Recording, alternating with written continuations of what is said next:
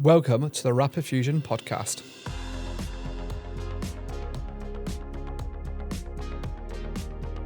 A time lapse of a print, the only thing I can relate it to is ASMR. I like watching someone cut the grass. As an optional extra, you can actually access the UI from anywhere in the world. If anyone's listening, yes, you do have to preheat it for 30 minutes, else you will break it. You've got your directories and you've got your AI agent with these fancy things called agent nows instead of chats. We talk about it all the time, about the customer being at the centre of everything we do, which you'd think every business runs like that, but they don't.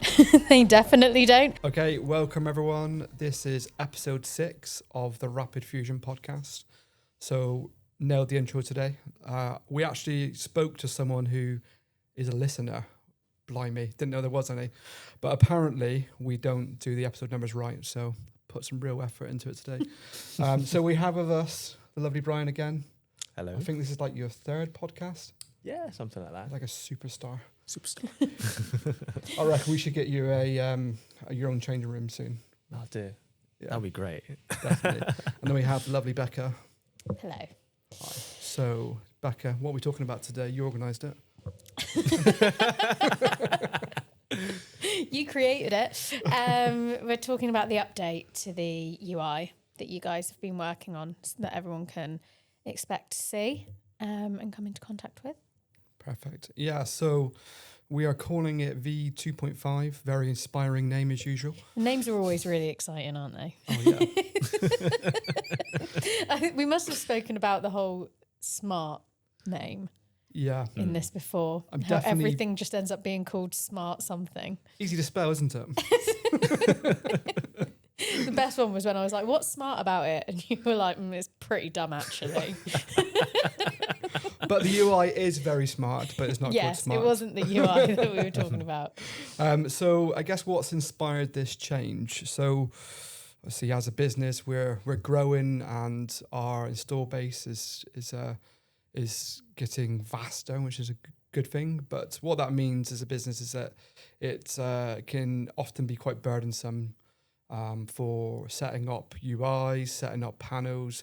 So we've made a conscious effort over the last sort of 3 to 6 months to really refine our control systems and subsequent UI that goes onto that to help us scale as a business. So our electrical engineering team have been working on a new panel, and we thought it only fitting to put a new UI onto that panel.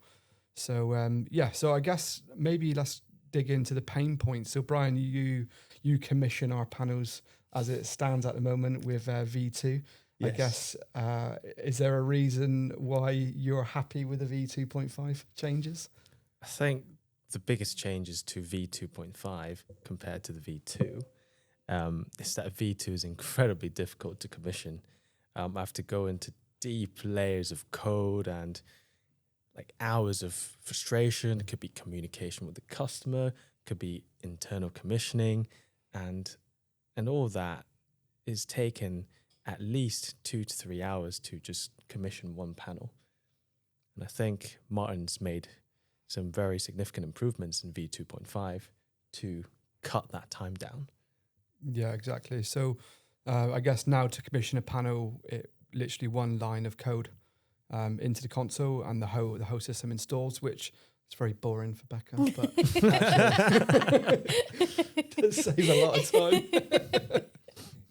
No, it's good though. It's good to see, like, from a marketing perspective, that we're looking at like how processes can be made easier and a smoother transition, because obviously it's quite early on in the process for a client. So you want it to be as smooth as possible. So then from their relationship with us, everything's been real easy. There's not been anything like difficult that they're coming up against, which if that happens early on in a relationship from a marketing point of view, it can be not the greatest thing to have to get around. Yeah, absolutely. So being able to communicate that through what we're saying is always really strong. No, of course. And obviously customer success is the key to any business, because like Brian and I could make the most amazing products ever, but if we don't have any customers, then what's the point, right? And that customer experience is really key. And it's something that's close to our heart, which we've discussed about on many episodes. And obviously our social media does a really good job at portraying. And so what that means for the customer is now any updates or any changes will just get pushed straight to their panel if they opt in, of course. If they're an aerospace or military customer, they can obviously silo their system and we can do some more traditional updates. But it just makes our we iterate really, really fast. But that means we can iterate fast and now push out to clients at a much faster rate. So, yeah, really, really excited for that, and I think it's going to make a big difference for us as a technical team. What do you reckon, Brian? Absolutely. I think those changes, whether be it online or offline, just with a more beautiful user interface, and we've learned actually a lot in our journey through developing this user interface. I still remember the first time I was tasked to create this one-page user interface. I think that was around 2 years ago. Yeah, that was it was a nice bit of nice page. Yeah, it was simple, but it did work. But I guess the more you print, the more you're like, oh, I really could do with that button, or exactly. I really could do with this. And when you're when you're sort of iterating on an architecture wasn't quite built for it. It was becoming quite cumbersome. So a complete ground up approach was required. So I guess let's talk about some of the key changes that we've made. We've again, as always, we've tried to get into the eye of the user. So what that means is, okay, so what do you do first thing in the morning? You need to heat the thing up, right? And to heat your extruder up, obviously there's only 5 values to remember, but if anyone's like me, like remembering numbers is like kryptonite to me. So having a materials library is key, and that's key to consistency. So we have the materials library, but I guess more importantly, as an optional extra, you can actually access the UI from anywhere in the world. So generally, before I leave my house, I will preheat the extruder. Perfect for my 30-minute drive. If anyone's listening, yes, you do have to preheat it for 30 minutes, else you will break it. And then I'm good to go. So it sounds very simple, right? But that actually saves hours and hours of time. So again, just trying to dig into that, and then also what that means for the user, because now they can access this anywhere. They can access the camera feed. They can actually pause the robot program as well. So actually saves a significant amount of time, and potentially if you see something going wrong early doors, you can save quite a substantial amount of money, which is a good value proposition. Yeah, even just that like pre-warming piece, there'd be, I'm sure, quite an easy calculation you could do based on like average days, number of days it'd be on in a year, how many hours that would save you, how much extra print time you then get, and that gives a real kind of clear piece on, what this update could give to someone. So although in a marketing sense you might be like, oh, it's maybe not so interesting for me, there are little nuggets in there that are really nice and really beneficial, and being able to share stuff like that shows, and like you say, we talk about it all the time, about the customer being at the center of everything we do, which you'd think every business runs like that, but they don't. They definitely don't. A lot of them forget about their customers. So being able to have stats and figures like that we can create and figure out, backs up everything we say. So we're not just spouting it out and saying it for the sake of it. We can prove it. Yeah, exactly. Because just because it's beautiful, it's got to be functional, right? Yeah. And if it's not solving a problem, then why are we doing it? Mm-hmm. And generally, if it's a problem for me and Brian as a user of our own equipment, and then it's going to be a problem for our clients, right? Yeah. We're just lucky that we're in a situation where we can fix it, and we iterate so fast, right? If I want a button, I'll have one by the afternoon. So yeah. Cool. Right, Brian, what you got to add to this? I'm running out of steam here. I need more coffee.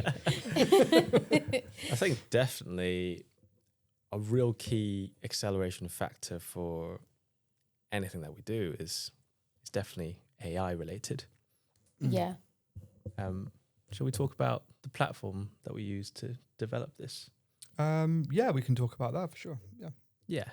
So I think, remember, since 2 years ago, I took like a week to build one simple page, and now the development of AI, it could be with different models and different platforms that we use now. We've accelerated that development phase, I think, at least by 10, 20 times. So now we've got platforms that we can build a whole entire user interface. According to Martin, you can do it in under... I don't know I can get something that's like rough and full of bugs in about 3 or 4 days, for sure. I guess it's a lot richer than you would possibly make if you were going to be programming it by hand, because obviously if you were programming it line by line, you would maybe have to skip some features because it would be quite arduous. Exactly. But with the use of, we use Cursor, which is absolutely amazing. Carry on, Brian. Yeah, I think Cursor's dramatically scaled up our development through just constant iteration and debugging. It's even, you've got your code base on one side, you've got your directories, and you've got your AI agent. So these fancy things called agent nows instead of chats. These agents, they can process different background tasks. So let's say you can be creating page 1 and create page 2 at the same time, and then you can create page 3 use a third agent to integrate these 2 pages together or different functionalities together. And I think that's one of the main reasons that's accelerated our development. And also the ability for the AI itself to perform debugging. So it actually we've actually developed v2.5 within the Cursor AI itself. And then you can click on debugging features, which essentially the AI helps you debug. And it's just been really, really smooth ride from there. Yeah, no, it's been great. And I think, and again, it just bring this back to the customer. What that means is we can have deeper, richer features. For example, the marketing team is always asking me for content. And at the moment, it's a right nose, right? You got to set up a camera, you got to do this, you got to do that. So I thought, you know what? I am going to spend 2 hours doing a time-lapse feature. So now we can have up to 4 webcams plugged into the system, and I get to do some settings on sort of how many snaps it takes per minute and all that sort of good stuff. And it will put together a movie with one click, which is nice. That's cool. Do need to get some cameras though to test it all out. Whereas I reckon you should ask the question. Get me some fancy ones. Oh God, I don't need another one of Wes's equipment lists. Thank you. I reckon it's at least 2-3 times a week. I'm like, yeah. This would be cool, and I'm like, oh no. Every time I come in here, there's more equipment. Obviously, audience, you cannot see the other side of the cameras, but there are a lot of cameras. Yeah. And lots of fancy stuff. It's like we're, more coming. There is more coming, definitely. Yeah, we need to get Wes a background. Wes, you need to get a mic. Maybe you can join us next time. I can put that one up, actually. He did feature on the agency's podcast. Oh, did he? Yeah, did he come recently. Did a whole episode with us. Very so nice. For those who watch, who are interested in who Wes is, there is an episode that covers kind of media production and content creation on behind the brands. So then they can put a face to a name. Yeah, definitely. You have to forgive me, I haven't watched your podcast. That's so rude. I know, but have you watched this one? I watch them as they get filmed, I would argue. That was a fairly good comeback. That was a good comeback, that is. Normally I'm sat next to Wes watching them being recorded. So I would say, yeah, I technically watch them. Gotcha. Yeah. I see a lot of snippets of them as Yeah. well that go up on our socials. No, they do. I think, yeah, that's probably pretty much all I watch is the snippets. The I've snippets are never really good. They are quite funny. Yeah. Wedge, you do a great job. And I think the last snippet was my analogy about moving that ISO container.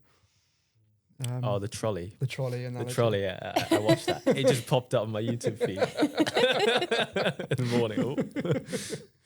Yes. Yeah, it pulls out some good nuggets for sure. But I think that's very helpful that you've set it up for time lapses.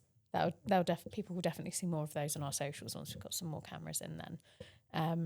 But I think that's the kind of content that people love to see as well. Like a time lapse of a print, it's almost a bit like, the only thing I can like relate it to is like ASMR trends, although it's not necessarily audio related. I have Like, no you idea know, what like that is. seeing content that's like really visually I satisfying. like watching someone cut the grass.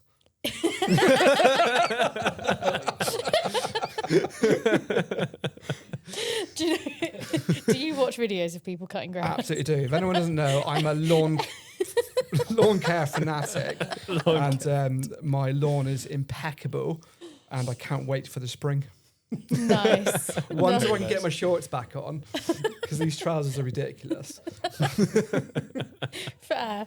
Yeah. So, like, you would watch videos of people cutting lawns and you'd find it really satisfying. I think a lot of people in the industry just watch prints going round and they find it really satisfying. Yeah, and it's they very do mesmerising, really well. I think. That's- Yeah. Yeah. Yeah. I'm guessing people that are watching this do print. As you know, it can be quite a challenge sometimes. So when you get it that perfect toolpath, it's very satisfying seeing that plastic go down. Mm-hmm. And I even think Wes gets mesmerised as well. Big fan. Nice. Is that something that's available to customers as well then? The time yeah, lapse absolutely. feature? Yeah, and it's agnostic. So all they got to do is plug in a USB camera Nice. into their panel. So really we're helping them with their content as well. Yes, helping them with the content as long as they hashtag us or whatever they do. Tag us in it, email it to me, let me post it as well, please. Yeah. Any content we can get our hands on is always great. There are some clients that, some customers that you guys have that post regularly on LinkedIn who I've got on my list to reach out to. Sure. So Nanu is one of them. He does a great job. That is who I was thinking of. Yeah. That's on my list to do today. But yeah, the videos that they've been posting on LinkedIn look great. And it's really nice to see stuff like that. So I think enabling clients to be able to create that content and share what they're doing is almost like this added benefit that actually most of the time they probably wouldn't have thought about when they were looking at what solution they were going to invest exactly. in. I guess it's not at the top of everyone's list to make sure that their UI can do time lapses, but I guess when you've got the marketing team nagging you every 30 seconds, it sort of moves it up. I think we nag you. I'm not nag. What is it? Remind. Yes. Yeah. That's fair. That is fair. There will be more content coming out this year. It's definitely a focus for us, especially around the printing that's being done. The stuff that can be shown. It's unfortunate. We're getting lots of clients that aren't very keen on stuff being shared at the moment. No. We always have like a big spell of them, and then but in between team, I'll always try to print something random. Thanks. We can share. It should be There's good. there's some stuff coming up for events, isn't there? That's being printed, I think. Yes. So there'll be stuff around that we can share. Wes needs some new coat hangers for in the office. Okay. I think that's a different scale, isn't it? It's a bit of a different scale. I mean, I could maybe make one of those, I don't know, fancy hat racks that you get. That'd be cool, wouldn't it? That would be cool. That would be cool. Yeah. There's definitely times in the office where like someone will say like, oh, I could really do one of these. And it's normally Jake, because he doesn't have to actually do it. We'll say like, oh, we could print you one of those. And it's like, I'm not going to sit around and wait for it to be printed. I'll just order one off Amazon. It's all right. But And the comment gets made, and I'm like, oh, poor Martin. Yeah. I'm fairly good at batting that off. Like, Ollie's been asking for a chair for about 3 years. Well, he's decided he wants one for this event, doesn't Yeah, he? he probably won't get one just because he's asked him many times. I did question who would want to win a 3D printed chair, but apparently I was wrong. Yeah, maybe some people would. To be fair, I still have the tables from a previous event in my garden. I think they can work in gardens though. Yeah. Like in gardens, I think they look quite. We've got a lot of printed plant pots. Mhm. There's one there that doesn't have a plant in at the moment. I don't know where that This is plant's nice. gone. Yeah. But that's been printed. early experiment, that was. There's some big ones upstairs. We've got like bases for tables upstairs. I think the table bases always work really nicely. Yes. There's some lamps that we found files for that look really cool. Like when you do it in something a bit opaque. Yes. They look really nice. But yeah, we have got a chair upstairs and it is massive and it's so heavy. It is so heavy. So heavy. Yeah. I think it's a very particular interior that 3D printed chairs fit into. But yeah. There are some really There nice might be one designs at a out there. giveaway We've got a somewhere. client that actually that makes 3D printed chairs, and his are beautiful. Yeah. Yeah. But I guess again, I would just design one maybe a bit more clumsy than an Italian designer would make, I imagine. Yeah, I guess if it's what they do and they do it so well and they're looking into like the ergonomics of it and how comfy it is and stuff like that, Yeah. it's probably quite different to Me just thinking, all right, I want to make this easy. Let's get a continuous toolpath going. he's going to end up with like a stool. Yeah, maybe. Like a little like I'm not sure child if Ollie stool. listens to this anyway, but I may make you a chair, Ollie. I Maybe. don't think he listens to the podcasts because he gets shout outs mainly in like funny comments or stories about him. And there's never been one that's got brought up. Ah, okay. So Yeah. yeah, Well, maybe I think we should invite him onto a podcast though. I think it would be interesting. Be interesting. It would be a good podcast. He would be good at it. Yeah. So we'll definitely invite him on at some point. I think most of the mentions that he's gotten are on, again, the Behind the Brands podcast that the agency runs. Okay, gotcha. A particularly funny one when we were talking about people selling sofas out the back of their cars and decided that that's something that he would do. Ollie could sell anything to anyone. Yes, that was the route that we were going down. He can also sell 3D printers to people. So yeah, he would be someone that is good to get on, especially as a lot of clients and customers talk to him and know who he is. Yeah, exactly. The use cases that guy is spoke about is unbelievable. Yeah. Yeah, he has a real insight in the industry and what's sort of like happening at the bleeding edge, I guess. Yeah. Which is really interesting, and it's sort of that sort of trickles down into us as an engineering department, right? Like I'm printing with a material at the moment which I've never printed with, and it's really interesting, super flexible. It's kind of like a rubber band when it's done. So and obviously you wouldn't have exposure to those sorts of projects without the sales team. So shout out to Ollie. Whoop whoop. Can you do some sort of like a foghorn or something? Nice. Okay, cool. What else have we got going on in this? Because we've sort of went off on a tangent, which is always fun. So UI. Always happens, doesn't Yeah, it? it does. What else does it do? It's just really easy to use, essentially. And I guess one of the other noticeable upgrades that I've added is you have the ability, if you have the right option package on your robot, to control variables, which I can hear you thinking, oh, variables. I was like, that means nothing to me. So what a variable means to you, if you're a user, Becca, would be if you wanted to change the rate your extruder was running at, Yeah. you could use that variable to slow down extrusion rate Okay. or speed it up. So that means if it was a little bit over extruding or a little bit under extruding, you could, instead of reslicing, again, it's all about time, right? Yeah. So reslicing and then re-putting the file on on your robot, that's probably like a 10-minute job. Yeah. So if you could just flick one button to change that, and then why wouldn't you, right? Yeah. And then Yeah, makes also sense. you can change robot speed, and they all link together as well. But I guess most importantly, it's just open source and flexible. So you can add whatever slider or whatever button you want, and you can name it what you want, and you can select the right variable that you've created yourself. So we're all about empowering the user. And the way to do that is to create an open source platform, which again it opens up a whole new realm of possibilities. Like for example, we can change the Z height of the robot, which means if you add a sheet to print onto or whatever, instead of recalibrating the robot bed position, which again 20-minute job, you can just push a button and you can change it. Nice. So just trying to make it easy. And again, all these ideas and buttons are born from frustrations and like, well, that's a pain in the arse. Let's see if we can fix that. Yeah. Nice. Yeah. So I'm guessing, Brian, if you got any more insights and sort of stuff that you'd think that we could expose on the UI and what that would mean to the customer. I mean, you've mentioned it's easy to install for us and the user. It can have, we push out updates very frequently. Oh yes, I remember now.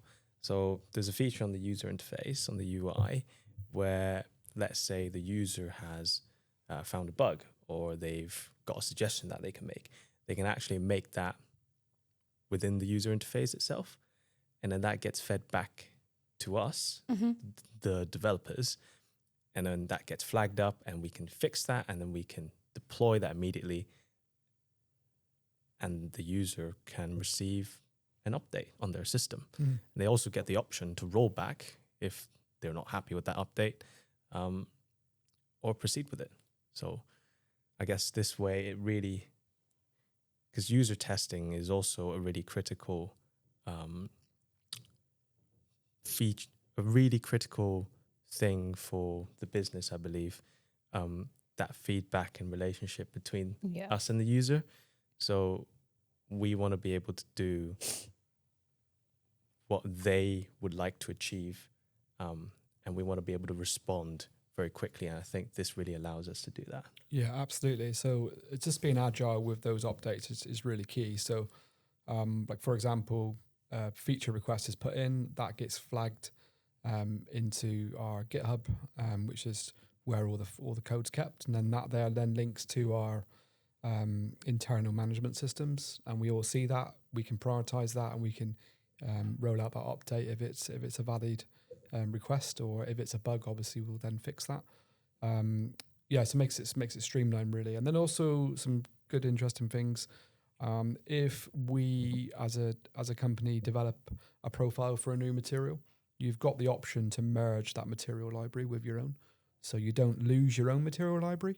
But on updates, you can say yes or no whether you want to receive the latest material library from us, which again for a user. So this material that I'm deving today is probably 2-3 days to get that material perfect and that profile perfect. So why wouldn't the user want to receive that data for free? Yeah, it makes sense. I think like where we work with so many different industries, we obviously have ones that we lean into more than others, but actually the range of industries that we work across is so vast. And even within those industries, what people are using the systems for can vary so much.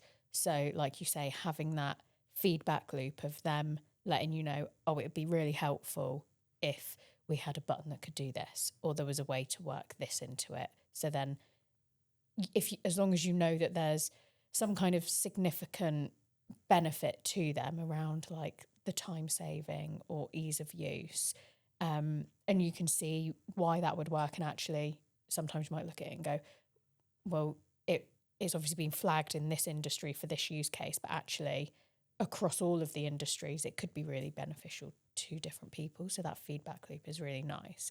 And the fact that that's there, it's open, it's used, we take it on board. It's not just something that's there to look like we're asking for feedback, when you can see that changes are actually being made based off of what's being requested.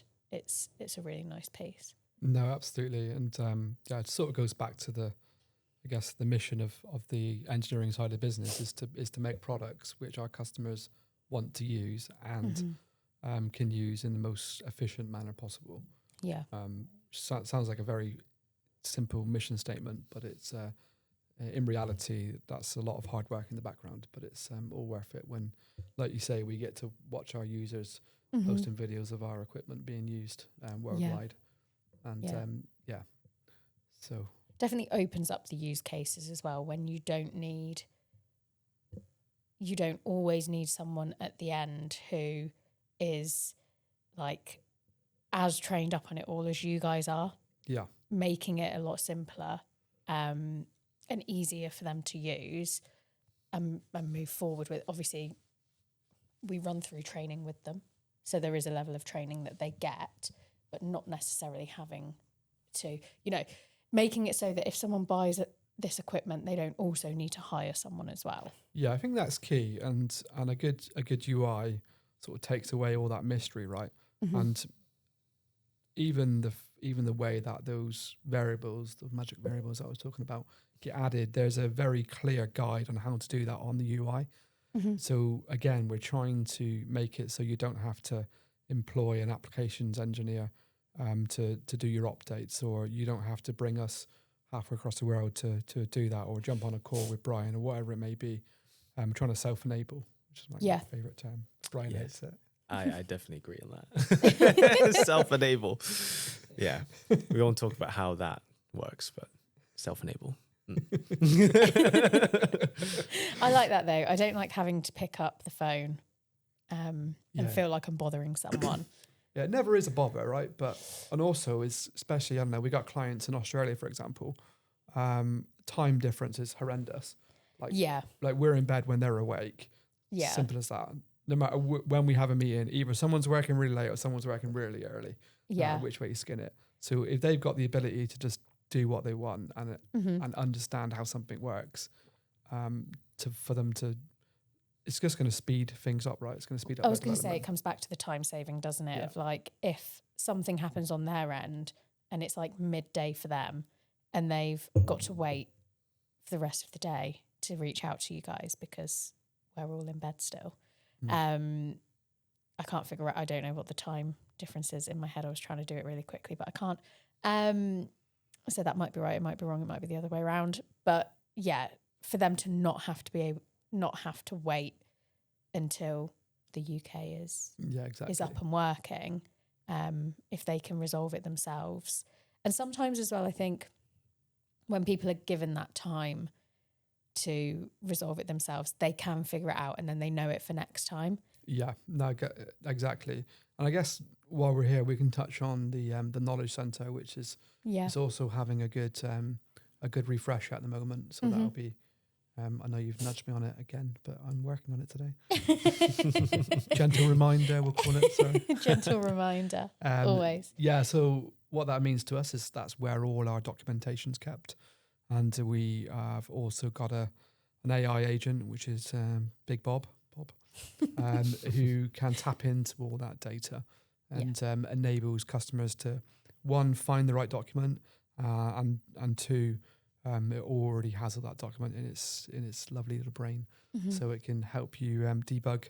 And again, it's enabling us to self-enable the client, and then also enables us to scale, which is key to the success of the business. Yeah, I think the Knowledge Centre is great in terms of all users for it as well, because we can set different profiles on it, right? So people will go into it and they will only see the stuff that's going to be relevant for them. They're not going to be overwhelmed or bombarded with a load of content or documentation that isn't relevant to them. So, for example, we would use it for our resellers to be able to share content with, for them to market our products in their region. But that wouldn't necessarily be helpful for a customer. who is going in to find the information they need about the product. Exactly. So that's a really nice piece. I think when we look at this self-enablement and client enablement, something that hasn't launched yet but will be coming soon, it might be out by the time this goes up, I don't know, is the cost calculator that you've worked on. And that almost gives like self-enablement before someone is even a customer, Yes. like in that sales process, and allowing them to explore for themselves what savings could look like. It's quite a in-depth calculator, so it's probably something to walk through like with the sales team there, but it gives an aspect of involvement even at that early stage of discussions, trying to figure out if it's the right solution for them. No, for sure. And it's again, it's just a simple tool, right? But it enables a clear conversation about actually how much money will I make if I buy this equipment, because it's not just about cool equipment. Apparently people need to make money as well. It's a shame that, isn't it? Think of all the cool stuff that we could do if that wasn't the case. All the chairs. All the chairs. Yeah, exactly. But anyway, I think we're going to have to wrap up. Yeah, sounds good. Wes has been really settled, like doing this and stuff. So I'm guessing that means we are out of time, folks. So he must not have his sign. There's normally like sometimes a sign that gets held up that's a bit less subtle. So do I need to do like a proper close down? No. Okay. Say goodbye then. Just like, thanks for listening. Yeah. All right then. Thanks for listening, everyone. And till next time, I've been Martin. That